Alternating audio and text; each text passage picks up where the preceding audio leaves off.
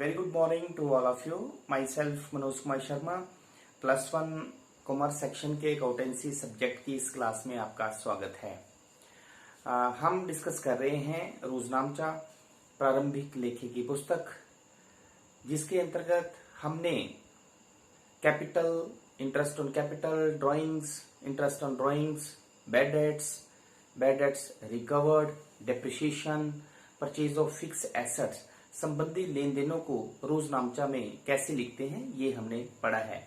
आज इन्हीं लेन देनों से संबंधित हम जो है वो एक न्यूमेरिकल क्वेश्चन करते हैं। तो सबसे पहला हमारे पास लेन देन है, स्टार्टेड बिजनेस विद कैश, रोकड़ लगाकर व्यवसाय शुरू किया। तो जब रोकड़ लगाकर व्यवसाय शुरू किया जाता है तो हमने पहले भी आपको बताया है कि इस लेन देन में दो खाते जो आते हैं, एक आता है कैश अकाउंट और दूसरा आता है कैपिटल अकाउंट। क्योंकि कैश अकाउंट एक रियल है, कैपिटल अकाउंट एक पर्सनल अकाउंट है, किसी भी खाते का रूल आप लगा सकते हैं। तो रियल अकाउंट का रूल होता है debit what comes in and credit what goes out. तो इसलिए जब पैसा व्यवसाय में लगाया जाता है तो वो पैसा व्यवसाय में आता है, इसलिए कैश अकाउंट को हम डेबिट करेंगे। तो जब हम इस लेन देन को रोजनामचा में लिखेंगे तो रोजनामचा का फॉर्मेट, इसके 5 कॉलम हमारे पास होते हैं, date, particulars, ledger folio, debit amount और क्रेडिट अमाउंट। तो क्योंकि हमारे पास डेट नहीं दी है तो इसमें हम सीरियल नंबर, ट्रांजेक्शन नंबर 1 ले लेते हैं। तो कैश अकाउंट को हम डेबिट करेंगे क्योंकि cash is coming in the business, और कैपिटल जो कि एक व्यवसाय के स्वामी का प्रतिनिधित्व कर रहा है तो वो एक पर्सनल अकाउंट है, तो credit the giver. Being business started with cash, being business started with cash, rupees 20,000 cash के सामने डेबिट में 20,000 और कैपिटल के सामने क्रेडिट में 20,000। Second transaction is goods withdrawn for personal use. तो जब व्यवसाय का स्वामी अपने व्यक्तिगत प्रयोग के लिए कैश या गुड्स को विथड्रॉ करता है तो हम ड्रॉइंग्स वर्ड का प्रयोग करते हैं।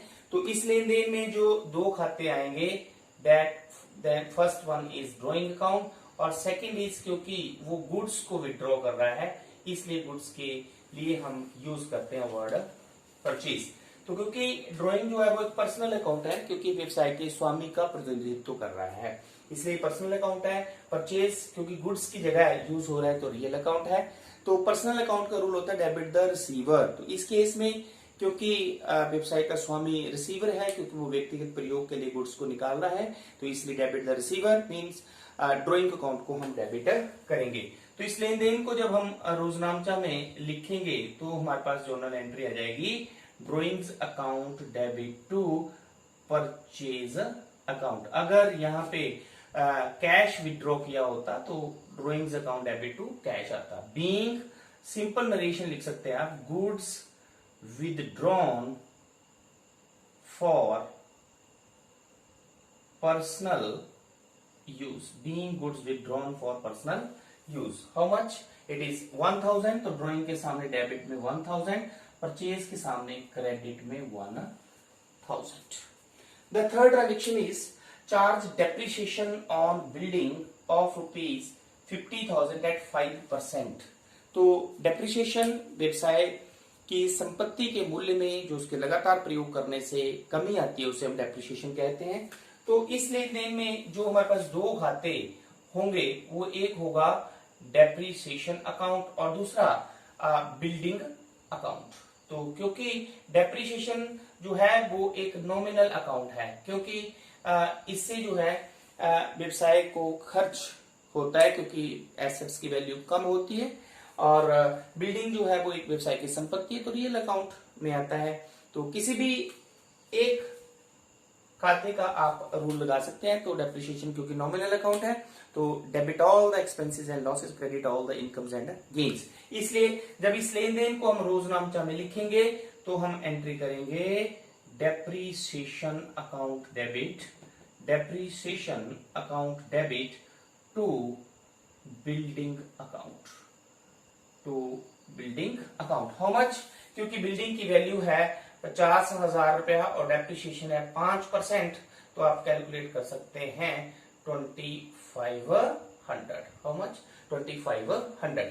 तो 2500 रुपया हमारे पास डेप्रिसिएशन के सामने डेबिट में और बिल्डिंग के सामने क्रेडिट में 2500 रुपया। नरेशन सिंपली आप लिख सकते हैं being depreciation charged, being depreciation charged. Then fourth transaction is Rajan, who owed us ₹1000, become insolvent, nothing is realized. राजन जिससे हमने 1000 रुपए लेने थे, राजन ने हमारे 1000 रुपए देना था, बिकम इंसॉल्वेंट, वो दिवालिया हो गया और उससे हमें कुछ भी नहीं मिला। तो राजन वह व्यक्ति था जिससे हमने उधार माल बेचा हुआ था।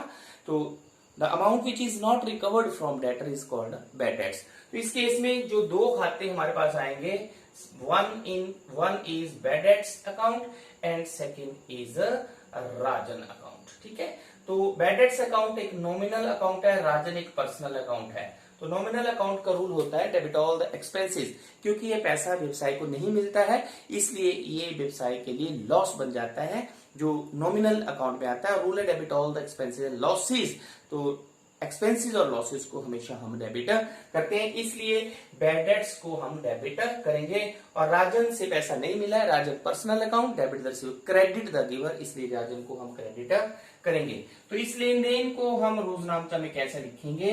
Bad debts account debit, bad debts account debit to Rajan account. How much it is? ये हमें 1000 रुपया जो है वो डूब गया, ये पैसा राजन से नहीं मिला। नरेशन आप लिख सकते हैं being amount not received, being amount not received become bad debts, जिसे जो है वो डूबत रेट बन गया। Being amount not received become bad debts. ठीक है, then next transaction is furniture purchased ₹10,000। Furniture हमने खरीदा है, तो जब भी कोई एसेट खरीदी जाती है तो एसेट के खाते को हम डेबिट करते हैं, परचेज को हम डेबिट नहीं करते, क्योंकि परचेज वर्ड तभी आता है जब गुड्स खरीदी जाती हैं। तो इस केस में जो हमारे पास आएगा, एक आएगा फर्नीचर अकाउंट। इस लेन देन में दो खाते जो है वो, एक आएगा फर्नीचर अकाउंट और दूसरा आ जाएगा हमारे पास कैश अकाउंट। क्योंकि फर्नीचर अकाउंट रियल है, कैश अकाउंट भी रियल है, तो रूल है debit what comes in, credit what goes out. तो फर्नीचर आ रहा है इसलिए फर्नीचर को हम डेबिट करेंगे और कैश को हम क्रेडिट करेंगे। तो इस लेन देन को जब हम रोजनामचा में लिखेंगे तो एंट्री हमारे पास हो जाएगी furniture account debit to cash account. How much furniture is purchased? 10,000 furniture के सामने डेबिट में, 10,000 कैश के सामने डेबिट में। नरेशन सिंपली आप लिख सकते हैं being furniture purchased, being furniture purchased. Next transaction है हमारे पास an amount of ₹500 return as bad debts now recovered. 500 रुपया ऐसा अमाउंट था जो कि पहले डूब गया था। ठीक है, ऐसा 500 रुपया जो कि पहले डूब गया था, लेकिन अब जो है वो हमें प्राप्त हो गया है। मींस 500 रुपया किसी डेटर से हमें पहले नहीं मिला था, जिसे हमने बैड डेट्स खाते में डेबिट कर दिया था, लेकिन अब जो है वो अमाउंट जो है वो हमें मिल गया है। तो इस लेन देन में जो है जो दो खाते हमारे पास आएंगे वो क्या क्या आएंगे? एक आएगा हमारे पास कैश अकाउंट और दूसरा आएगा हमारे पास bad debts recovered account, bad debts recovered account. तो cash real, then bad debts recovered income बन जाएगी नॉमिनल अकाउंट। तो कैश रियल, रियल का रूल होता है डेबिट व्हाट कम्स इन, क्योंकि कैश हमारे पास आ रहा है इसलिए कैश को हम डेबिट करेंगे। तो इस तरह से जब हम इस लेन देन को रोजनामचा में लिखेंगे तो हमारे पास क्या जर्नल एंट्री हो जाएगी? हमारे पास जर्नल एंट्री हो जाएगी cash account debit to bad debts recovered account, cash account debit to bad debts recovered account आएगा। क्या आएगा? Bad debts recovered account. How much? 500 रुपया ऐसा जो पहले डूब गया था अब वो मिल गया है, नरेशन सिंपली आप लिख सकते हैं being amount received, being amount received, simple लिख सकते हैं आप being amount received. Next is old machinery sold for ₹1000। पुरानी मशीनरी थी जो कि 1000 रुपए में हमने बेची है। तो इस केस में जो दो खाते हमारे पास आ जाएंगे, वो एक कैश अकाउंट आ जाएगा और दूसरा आएगा हमारे पास मशीनरी अकाउंट। यहाँ पे ध्यान देना है आपने, सेल अकाउंट नहीं आएगा, क्योंकि सेल अकाउंट तब आता है जब हमने गुड्स बेची हो, लेकिन इस केस में हम मशीनरी को बेच रहे हैं, एसेट को बेच रहे हैं, इसलिए एसेट के खाते को हम क्रेडिट करेंगे। तो कैश अकाउंट एक रियल अकाउंट है, मशीनरी भी एक रियल अकाउंट है, दोनों एसेट्स हैं। तो रियल अकाउंट का हम रूल लगा सकते हैं, debit what comes in and credit what goes out. तो जब हम मशीनरी को बेच रहे हैं तो हमारे पास जो है वो कैश आ रहा है, इसलिए debit what comes in, cash को हम डेबिट कर देंगे, and what goes out, machinery हमारे पास से जा रही है तो हम मशीनरी को क्रेडिट कर देंगे। नरेशन सिंपली हम लिख सकते हैं being machinery sold, being machinery sold. How much it is, 1000 cash के सामने डेबिट में और 1000 मशीनरी के सामने क्रेडिट में। Next transaction is allow interest on capital of ₹2000 at 10% per annum. तो जब व्यवसाय के स्वामी द्वारा व्यवसाय को चलाने के लिए पूंजी लगाई जाती है, उस पर जो है वो ब्याज दिया जाता है व्यवसाय द्वारा, तो ये व्यवसाय का एक्सपेंस बन जाता है। तो इस केस में जो दो खाते आते हैं, एक आता है इंटरेस्ट ऑन कैपिटल अकाउंट और दूसरा आता है कैपिटल अकाउंट। क्योंकि इंटरेस्ट ऑन कैपिटल जो है वो एक नॉमिनल अकाउंट है, व्यवसाय के लिए खर्चा हो जाता है, और नॉमिनल अकाउंट का जो रूल होता है वो है debit all the expenses and losses, इसलिए इंटरेस्ट ऑन कैपिटल को डेबिट किया जाएगा। तो इस लेन देन को जब हम रोजनामचा में लिखेंगे तो हम एंट्री करेंगे interest on capital account debit to capital account. How much interest is there, तो देखें आप 20 allow interest on capital of ₹2000। तो 2000 जो है वो हमारे पास कैपिटल है, इस पे 10% जो है वो पर एनम आप ले सकते हैं इंटरेस्ट। तो 00, तो 200 रुपीज जो है वो आप इंटरेस्ट ऑन कैपिटल के डेबिट में और कैपिटल में क्रेडिट में 200 रुपया। नरेशन सिंपल लिख सकते हैं आप being interest on capital allowed, being interest on capital allowed. Next transaction is charge interest on drawing of ₹5000 at 10% per annum. तो ड्रॉइंग्स व्यवसाय के स्वामी द्वारा अपने व्यक्तिगत प्रयोग के लिए निकाली गई राशि होती है, इस पर व्यवसाय द्वारा इंटरेस्ट लिया जाता है। इसलिए इस केस में जो दो खाते आते हैं, वो एक खाता आता है ड्रॉइंग अकाउंट, ठीक है, एक आता है ड्रॉइंग अकाउंट और दूसरा आता है इंटरेस्ट ऑन ड्रॉइंग अकाउंट। तो क्योंकि ड्रॉइंग तो एक पर्सनल अकाउंट होता है और इंटरेस्ट ऑन ड्रॉइंग जो है वो एक नॉमिनल अकाउंट, इनकम, क्योंकि इस केस में व्यवसाय को ये इनकम होती है, तो नॉमिनल अकाउंट का रूल होता है debit all the expenses and losses, credit all the incomes and gains, ठीक है।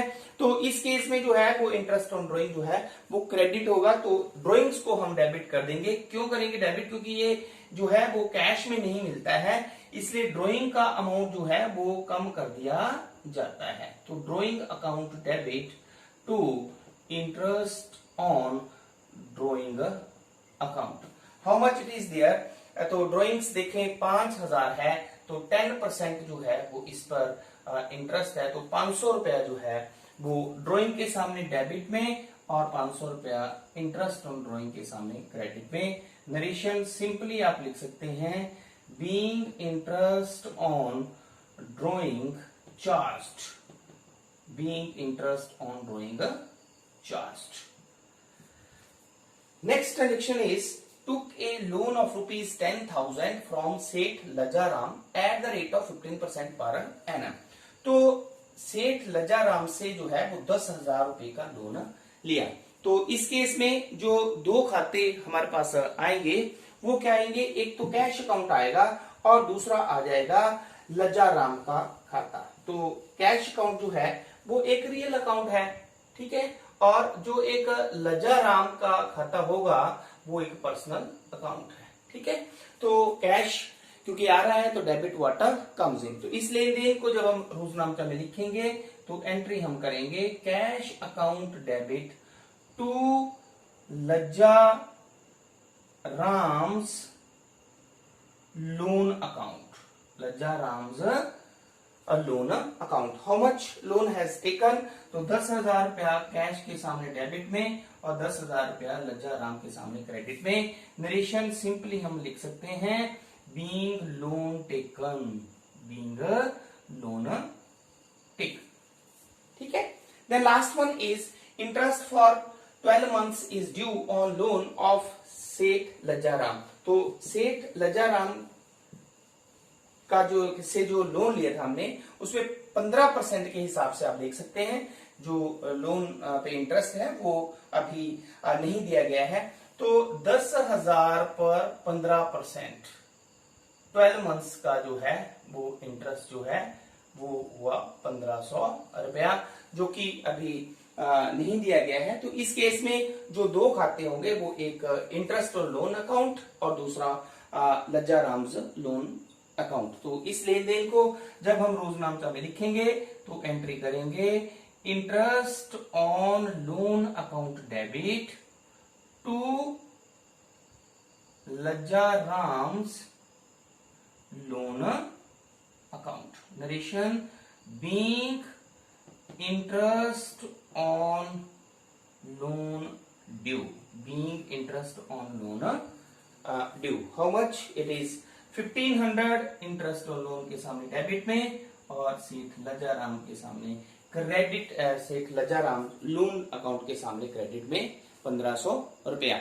तो इस तरह से हमने इस वीडियो की सहायता से जो है वो ये डिस्कस किया कि इंटरेस्ट और loan, drawings, capital, bad debts और बैड डेट्स रिकवर्ड जो है वो अगर ऐसे लेन देन है तो उन्हें हम जो है वो रोजनामचा में कैसे लिखते हैं। तो आई होप ये कंसेप्ट आपको क्लियर हो गया होगा। Thank you very much.